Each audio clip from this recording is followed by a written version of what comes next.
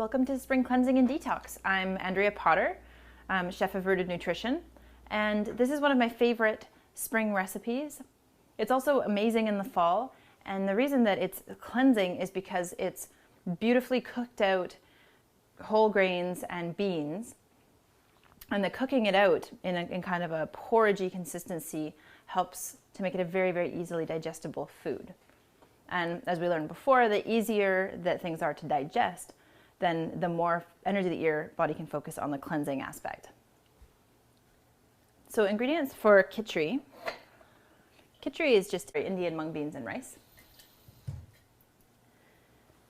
Many places in the world actually eat something like this for breakfast, and it's really, really common food throughout the day as well. So the first steps are to soak some mung beans and some brown rice. And I just want to show you what mung beans look like. Mung beans are these little green beans. You can easily find them in Chinatown. They look kind of like dried peas, but they're oval. And mung beans are the only alkalizing bean. They have a lot more cleansing properties than any other bean. So find mung beans if you can. If not, a green lentil could substitute for this. So soak the mung beans overnight and soak the rice separately, and then give them a good rinse. The purpose of soaking them is to it kind of washes off an indigestible coating on the outside of the beans and the rice, and then it makes them more digestible. It also helps for them to cook in less time because this actually is a pretty long cooking recipe. So mung beans here.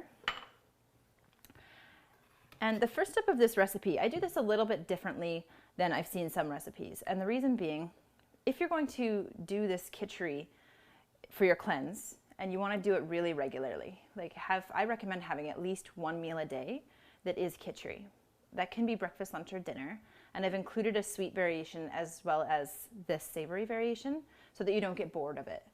So include at least one meal a day. I did a Kitchari cleanse a few years back that was really transformational for me.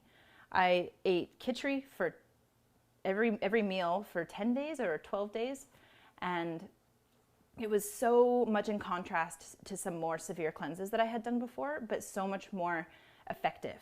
I didn't have any cleansing crisis symptoms that were uncomfortable. I had energy the whole day. I could eat whenever I wanted. And because I tend to be a little bit colder, then it was really helpful for me because it's a warm dish. So if you can relate to some of those things, you might want to actually include Kitchari more than once a day.